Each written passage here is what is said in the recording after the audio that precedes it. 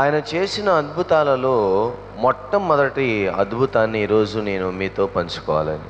ప్రభువారు ఆయన జీవిత కాలంలో చేసిన 35 అద్భుతాలలో ప్రతిదానికి ఒక విశిష్టత ఉంది. దాంట్లో ఎటువంటి సందేహం లేదు. మీకు ఒక విషయం చెప్తాను. ప్రభువారు ఒక మాట మాట్లాడినా, ఒక అద్భుతం చేసినా, ఒక ఆశ్చర్యకార్యం చేసినా, ఒక రోగిని స్వస్థపరిచిన, ఆయన చెప్పిన ప్రసంగమైన ప్రతిదీ మోస్ట్ క్యాలిక్యులేటెడ్. ప్రభువారి జీవితాన్ని మీరు ఎప్పుడు చూడని కోణంలో మీకు నేర్పించాలని అనుకుంటున్నాను. అసలు మీరు ఎప్పుడు చూసి ఉండరు, మీరు ఎప్పుడు గ్రహించి ఉండరు.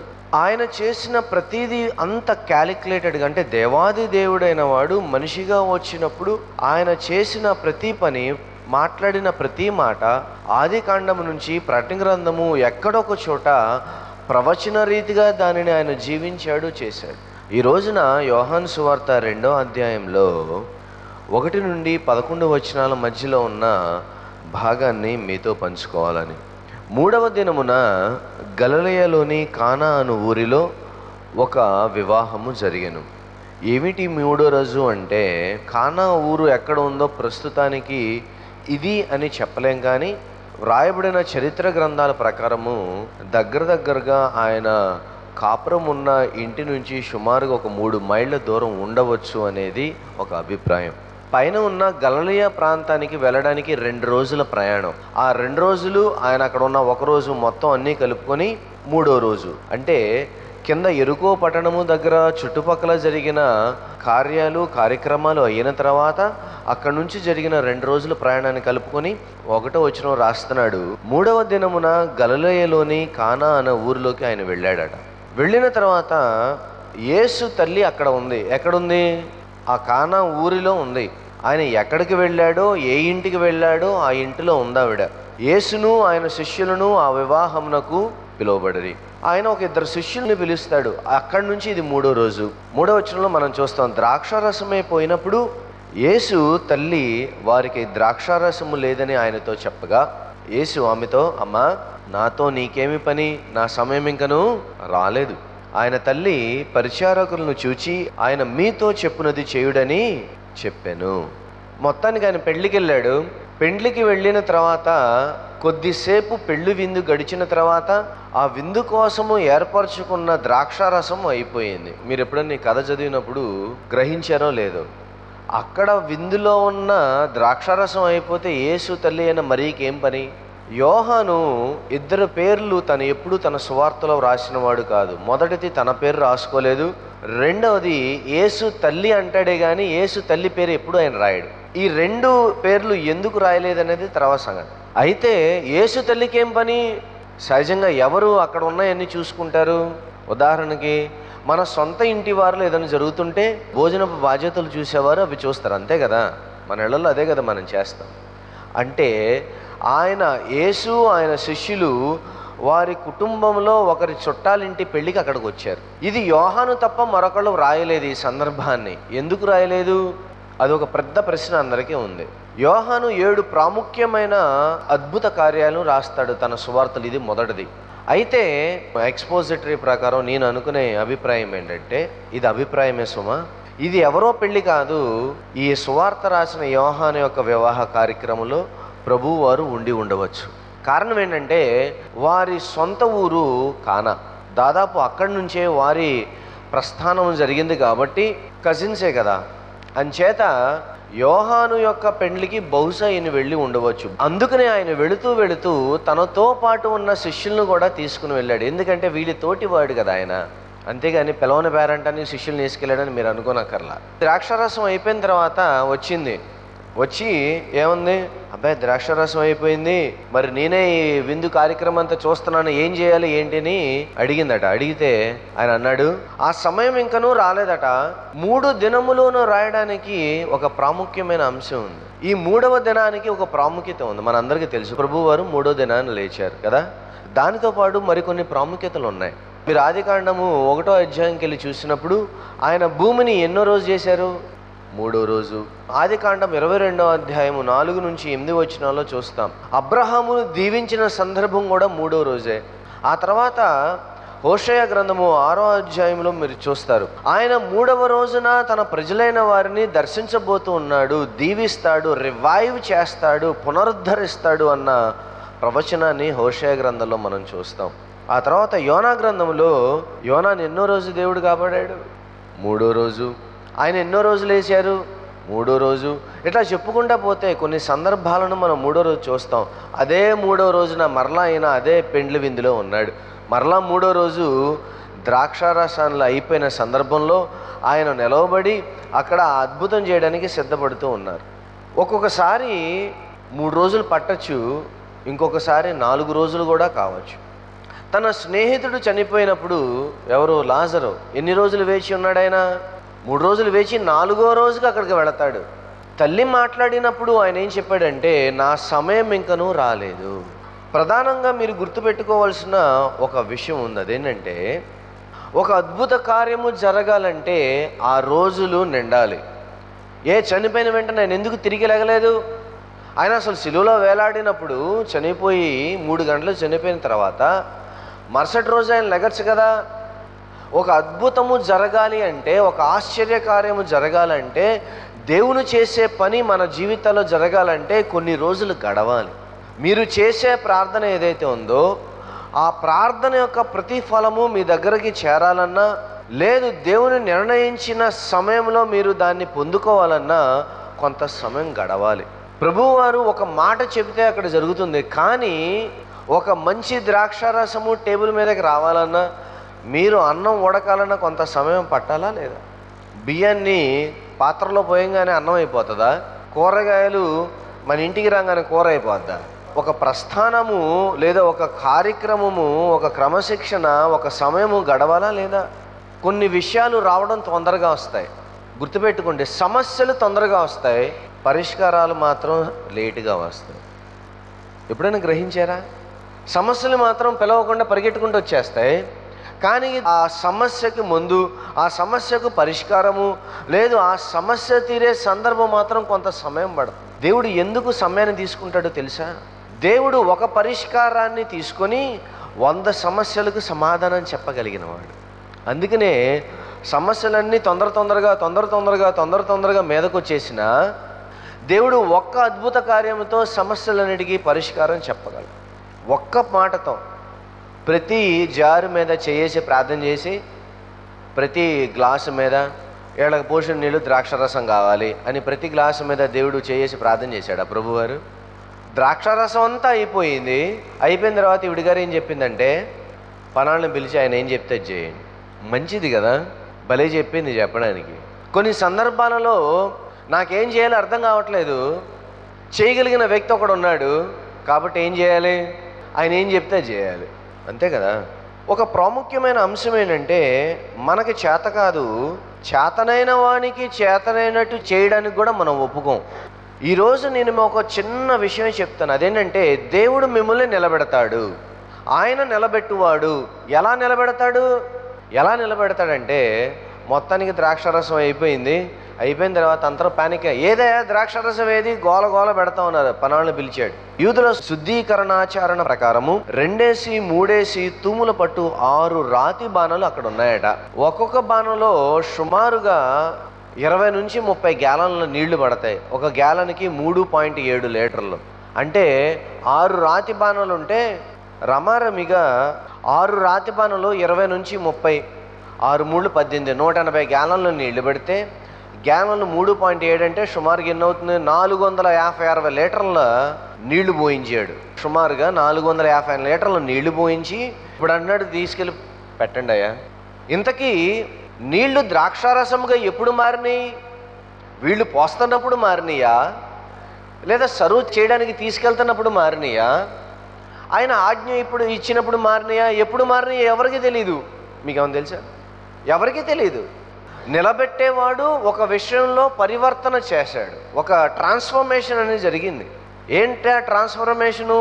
నీళ్లు ద్రాక్షారసంగా మారి. ఎప్పుడు మారినాయి, ఏ సమయంలో మారినాయి, ఏ సందర్భంలో మారినాయి తెలీదు. దేవునికి ఒక్కడి మాత్రమే తెలుసు. దేవుడు మీ సందర్భాలలో, మీ పనుల్లో, మీ విషయాలలో, మీ కుటుంబాల్లో నిలబెడతాడు, దాంట్లో సందేహం లేదు. ఆ నిలబెట్టడానికి మీలో ఆ పరివర్తన జరగాలి. మీలో మార్పు రావాలి. ఆ మార్పు వచ్చిన తర్వాత దాన్ని ఆధారంగా చేసుకుని దేవుడు మరొక కార్యం చేయడానికి ఎప్పుడు సిద్ధంగా ఉంటాడు. రెండవది, ఆ పరివర్తన రావడానికి కూడా పరిశుద్ధాత్ముడు మనకి సహాయం చేస్తాడు, ఏ సందేహం లేదు. ప్రభువా మమ్మల్ని నిలబెట్టు, ప్రభువా మమ్మల్ని ఇది చేయి అది చేయని అడిగే మనకి ఆ సమయాన్ని పాటించే సందర్భం కూడా కావాలి కదా. ఇక్కడ ఏం చేస్తా ఉన్నాడు, ఎప్పుడైతే నీళ్లు పోయమని చెప్పారో ఆ నీళ్లు పోసిన తర్వాత అప్పటి నుంచి 8వ వచనంలో మనం చూస్తాం, అప్పుడు ఆయన వారితో మీరు ఇప్పుడు ముంచి విందు ప్రధాని యొద్దకు తీసుకుని వెళ్ళండి. అక్కడి నుంచి వాళ్ళు తీసుకెళ్లారు, విందు ప్రధానికి పోశారు.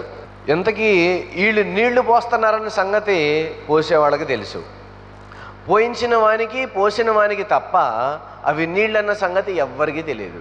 ఎవరికైనా తెలుసా?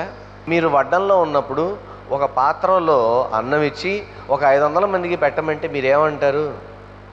ఏంటి శ్రీధర్ గారు ఏం మాట్లాడుతున్నారు, ఒక డేకిసే అన్నం మహా అయితే 4-5 కేజీలు పట్టిద్ది, 500 మందికి ఎట్లా పట్టమంటారని అడుగుతారా? అడుగుతాం కదా. కానీ వీళ్ళేంటండి బాబు, ఏం మాట్లాడకుండా అక్కడి నుంచి ఇక్కడికి నీళ్లు తెప్పించావు, ఇక్కడి నుంచి అక్కడికే నీళ్లు పోయమన్నావు, వాళ్ళు ఏమన్నంటే నా పరిస్థితి ఏంటని అడగలా. బోసెట్టు చూసుంటారేమో ప్రభువారు, ఇంకా అసలు ఏం మాట్లాడుతున్నారు మీరు, బోధకుడా నువ్వేం మాట్లాడుతున్నావు అన్నట్టు ఇటు చూసుంటారు. ఏం పర్లేదురా నువ్వు పోయి.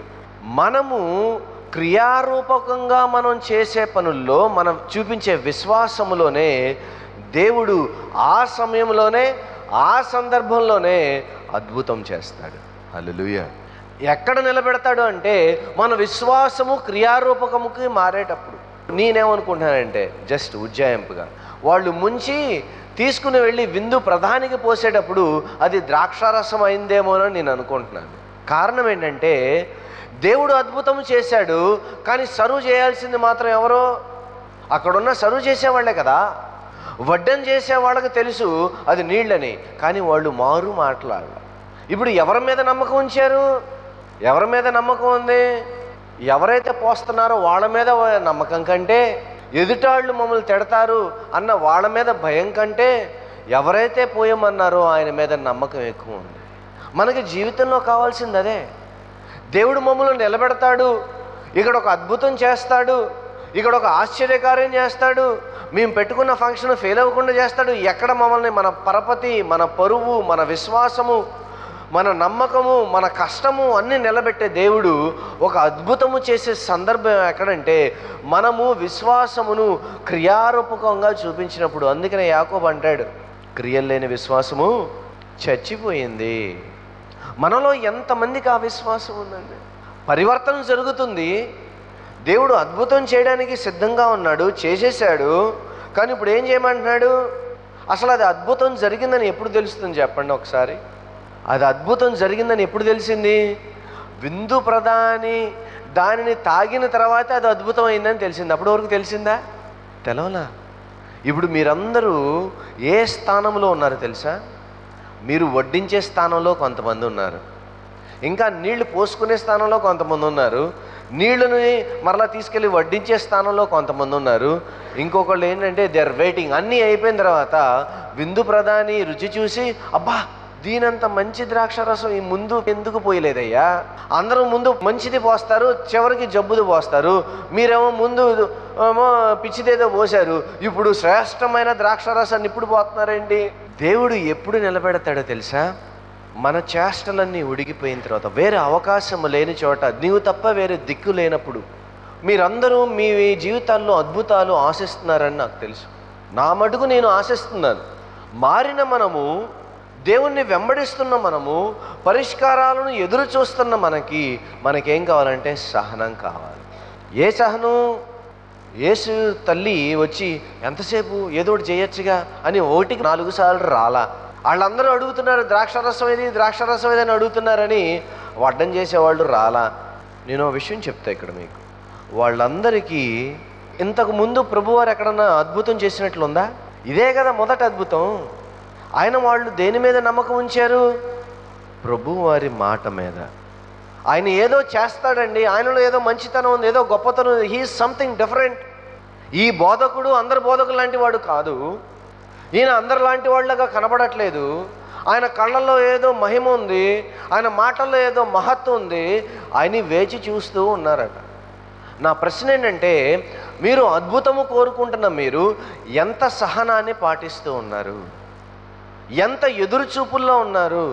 గుర్తుపెట్టుకోండి, ఎంత వేచి ఉంటే అంత తీయగా, అంత మధురంగా ఉంటుంది దేవుడు చేసే అద్భుతం. నిజం. మీరు కష్టించి పండించిన దాని యొక్క విలువ, రుచి, మీరు ఇంట్లో పెరటి చెట్టు కాయపడని తిన్నారుగా, ఎంత బాగుంటుంది. ఎందుకు బాగుంటుంది అది? అన్ని చెట్లు కాయలాగా అది కూడా ఒక కాయ కాదా? అన్ని చెట్లు కాయలాగా అది కూడా అని. దాని రుచి, దాని విలువ ఎందుకు పెరిగిద్దంటే, మీరు దాన్ని తీశారు, దానికి మందులు వేశారు, జాగ్రత్తగా కాపాడారు, ఇంట్లో మనిషిలాగా దాన్ని ట్రీట్ చేశారు. అంచేత ఆకుకూర అయినా, కాయ అయినా, అరటికాయ అయినా, ఇంకోటైనా ఎంత రుచిగా ఉంటుందో. దేవుడు ఒక రోజున, ఒక క్షణాన, 1 వీక్ or 1 month దేవుడు నిర్ణయించిన సమయం వచ్చినప్పుడు ఆ రోజున ఆయన అద్భుతము చేస్తాడు. ఆ అద్భుతము జరిగిన రోజున మీ సమస్యలు ఏవైతే ఉన్నాయో, గుట్టలు గుట్టలుగా పేరుకుంటున్నవి ఏవైతే ఉన్నాయో, మీరు లెక్క కట్టడానికి మీకంటే ఎత్తుకున్న సమస్యలు కానీ, అప్పులు కానీ, అనారోగ్య విషయాలు కానీ ఏవైతే ఉండి మీరు ఇబ్బంది పడుతున్నారో వాటన్నిటికీ దేవుడు ఒకే మారు పరిష్కారం చూపిస్తాడు. హల్లెలూయా. ఆ రోజు కోసం ఎదురు చూడండి. అప్పుడు ఎలా ఉంటుందో చెప్పనా? మీరు ప్రతిదానికి దేవుడు ప్రతి గ్లాసు మీద పెట్టి ప్రార్థన చేయలేదు, ఎలా చేయలేదో ప్రతి సమస్యను ఆయన చూసినప్పటికీ వాటన్నిటికీ సమాధానం చెప్పడానికి వాటిని ఒక్క మాటతోనే, వాటిని ఒక అద్భుతంతోనే వాటిని పరిష్కరించడానికి ఆయన ఎదురు చూస్తూ ఉన్నాడు. ఈ సమయంలో మీ సహనాన్ని చూపించండి. Show your patience. ఒక అద్భుతముతో అక్కడున్న వారందరూ ఆశ్చర్యపోవడం మాత్రమే కాకుండా తనతో ఉన్న శిష్యులకు కూడా ఒక అద్భుత కార్యం చూపించడం ద్వారా ఆయన ఒక విషయాన్ని తెలియచేశాడు. అదేంటంటే, నేనే రక్షకుణ్ణి, మీరు ఎదురు చూస్తున్న మెస్సయ్యను నేనే. ఆ రోజున భూమిని చేసిన వాడిని నేనే, ఈ రోజును నీళ్లను ద్రాక్షరసంగా చేసిన వాడిను నేనే, మంచిదాన్ని మీకు ఇచ్చేవాడిని కూడా నేనే అని ఆయన చెప్పకనే చెప్తూ ఉన్నాడు.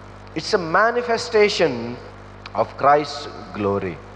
ఒకప్పుడు ఈయనే నిర్గమకాండంలో నీళ్లను రక్తంగా చేశాడు, ఇప్పుడు మరలా ఈయనే అదే నీళ్లను మళ్ళా తీసుకుని ద్రాక్షరసంగా చేస్తూ ఉన్నాడు. ఒకప్పుడేమో రక్తంగా మార్చి జంతువులు చనిపోయినాయి, మనుషులు చనిపోయారు, మనుషులను శ్రమ పెట్టాడు, ఆ రోజున శపించి ఈరోజు దీవించి దాహార్తిని తీరుస్తూ ఉన్నాడు. ఒకప్పుడు ఆయన ఇశ్రాయేలీయులకు ఎడారిలో బండలో నుంచి నీళ్ళే వాళ్ళని దాహార్తిని తీర్చాడు, ఈ రోజున విందులో ద్రాక్షరసమే వాళ్ళకి దీవెని పంచుతున్నాడు. అటువంటి ఆయనకి ఒక రోజున శిలువలో వేలాడుతుంటే చేదు ద్రాక్షరసాన్ని ఇచ్చారండి. ఎవరి కోసం ఇవన్నీ? 2 కొరింథీ పత్రిక 5వ అధ్యాయము 17వ వచనం. శిష్యులు ఆయన మీద విశ్వాసం ఉంచిరి. ఎందుకు ఉంచారంటే, అద్భుతమును చూసినప్పుడు వారి పిలుపు వ్యర్థము కాలేదని వారికి అర్థమైంది. మమ్మల్ని పిలిచినవాడు, వెంబడించమని పిలిచినవాడు సామాన్యుడు కాదు. మేము ఎవరి దగ్గర అయితే శిష్యరకము చేస్తున్నామో ఆయన సామాన్యమైన వ్యక్తి కాదు. నీళ్లను ద్రాక్షారసముగా చేయగలిగిన సమర్థుడు. ఎవరు చేయగలరు చెప్పండి? అసలు నీళ్ళ ద్రాక్షారసంగా చేయటం ఏంటంటే నాకైతే మతిపోతుంది అసలు. 2 కొరింథీ పత్రిక 5వ అధ్యాయం 17వ వచనం ఏమనుంది అక్కడ? ఇదిగో సమస్తమును కొత్తవాయను కాగా, ఎవడైనను క్రీస్తు యేసునందున్న ఎడల వాడు నూతన సృష్టి. ఇదేంటండి? క్రీస్తు యేసునందు నూతన వస్తువు కాదు, నూతన సృష్టి. పాతవి గతించిపోయినాయి, సమస్తము. దేని గురించి మాట్లాడానంటే వ్యక్తిలో వచ్చే మార్పును గురించి అక్కడ మాట్లాడుతున్నాడు కొరింథీ పత్రిక. మీరు క్రీస్తు యేసును నమ్మినప్పుడు, ఆయన యందు విశ్వాసం ఉంచినప్పుడు మీరు మారి కొత్తవారయ్యారు. ఆయన సృష్టిలో మీరు భాగస్థులయ్యారు. ఎట్లాంటి సృష్టి అంటే ఇది? నూతనమైన సృష్టి. అంతకుముందు చేసిన సృష్టి వేరు, ఇప్పుడు జరుగుతున్న సృష్టి కార్యము వేరు. ఆయన మనల్ని రోజు రోజుకి క్రొత్తవారిగాను నూతనముగాను చేస్తూ ఉన్నాడు. నేను అంటాను, మీ పాడైపోయిన నీళ్లు, మీ పాడైపోయిన సమస్యలు, మీ కుళ్ళిపోయిన ఆలోచనలు అన్నీ తీసుకురండి. ఆయన ఏం చేస్తాడంటే వాటిని ద్రాక్షరసంలాగా తీయగా మారుస్తాడు. మీ సమస్యల్ని ద్రాక్షరసంలాగా తీయగా మారుస్తాడు, మీ ఇబ్బందుల్ని మారుస్తాడు. వాటన్నిటిని మార్చడానికి ఆయన సమర్థుడైన వాడు. అయితే ఒక్క విషయం గుర్తుపెట్టుకోండి, మీరు పరిష్కారాన్ని దేవుని చేతిలో పెట్టండి, సహనాన్ని చూపించండి. సహజంగా మనం ఏం చేస్తామంటే ఏదైనా మన దగ్గరకు వస్తే వెంటనే ఏదేదో చేసేసి చేతులు కాల్చేసి ఉన్నాయన్నీ పాడు చేసేసి అవి చేసి ఇవి చేసి చిన్నపిల్లలు కెలిగినట్లుగా స్క్రూ డ్రైవర్లు అవి పెట్టి అప్పుడప్పుడు మన వాళ్ళు తిప్పేస్తూ ఉంటారు చూసారా ఇంట్లో పిల్లలు, అవి పెట్టి ఈ పెట్టి అవి ఎరగొట్టి వాళ్ళు పాడు చేసినట్లుగా మనకు కూడా ఏం చేయాలో తెలియక సమస్యల్లో మన యొక్క ప్రాబల్యాన్ని చూపించి వాళ్ళ దగ్గరికి వెళ్ళి వీళ్ళ దగ్గరికి వెళ్ళి పరిగెట్టి లేదా డాక్టర్ దగ్గరికి వెళ్ళి తెలిసిన వాళ్ళ దగ్గరికి వెళ్ళి అవి చెప్పి ఇవి చెప్పి దాని పులుసు అంతా చెడగొట్టి చివరికి అన్నీ పాడైపోయిన తర్వాత కుళ్ళిపోయిన తర్వాత ఏం చేయాలో తెలియక ఎటెళ్ళాలో తెలియక ప్రభువా నువ్వే దిక్కని వస్తాం. ఆ ప్రయత్నం చేయొద్దని నేను అన్ను. ప్రయత్నము ఎంత ప్రాముఖ్యమో పరిష్కారాన్ని చూపించగలగడం కూడా అంతే ప్రాముఖ్యం. కొన్ని సందర్భాల్లో ఏ మనిషి పరిష్కారాలు చూపించలేడు. మనం అనుకుంటాం మనుషులందరి దగ్గర పరిష్కారాలు ఉన్నాయి, లేవు. ఒక్కొక్కసారి వాళ్ళే ఉన్నాయి చెడగొడతారు. బాగున్నవి కూడా చెడగొట్టే మనుషులు ఉన్నారు ఈ రోజులో, లేరా? ఈరోజు నేనేం చెప్తున్నానంటే మీ సమస్యకు మందు కోసము సహనముతో దేవుని సన్నిధిలో పెట్టి మీ ప్రయత్నం మీరు చేస్తూనే దేవుని మీద మీరు ఆధారపడి ఎదురు చూడండి. దేవుడిచ్చే పరిష్కారాలు శాశ్వతము. దేవుడు చూపించేయి, మీకు విషయం చెప్పరా, దేవుడు పరిష్కారాన్ని చూపిస్తే మరొకసారి కొన్నిసార్లు అది తిరిగి రాదు. అదే మనం ఎత్తుక్కుంటే మరలా రావచ్చు. దేవుడు నీళ్ళని ద్రాక్షారసంగా చేశాడు, ఇంకా అయిపోయినాయా? ఒకవేళ అయిపోయినా వాళ్ళు ఎన్నిసార్లు తీసుకొచ్చి పోసినా అవే నీళ్లు అవే ద్రాక్షారసంగా మారుతున్నాయి. బాణ అయిపోయింది, బాణలో మళ్ళీ నీళ్లు పోశారు, మళ్ళీ తీసుకెళ్ళి దాంట్లో పోశారు. ఎన్నిసార్లు పోసినా అయ్యే నీళ్లు మరలా మారుతున్నాయి. దేవుడు చేసే అద్భుతం ఒకసారి చాలు, వేల మందిని తృప్తిపరుస్తుంది. అవునా కాదా? అలాంటి అద్భుతం కావాలని కోరుకున్నాం. మీరు కాస్త ఓపిక కలిగి ఉండండి, భక్తిలో ఓపికను చూపించండి, విశ్వాసములో కాస్త క్రియారూపకమైన విశ్వాసాన్ని చూపించండి. మీ సహనాన్ని బట్టి దేవుడు ఏదో ఒక రోజుకి మీ సమస్యకు పరిష్కారం చూపగలుగుతాడు. హల్లెలూయా. అటువంటి విశ్వాసము కలిగి మీ జీవితాలను దేవునిలోనూ ఆయన విశ్వాసములోనూ భక్తిలోనూ నానాటికి పెంచుకోవాల్సిందిగా మీకు మనవి చేస్తూ నా దీవెనలు తెలియజేస్తూ మరొక మారు దేవుడు మీ నేళ్లనన్నింటినీ ద్రాక్షారసముగా మార్చునుగాక. ఆమేన్.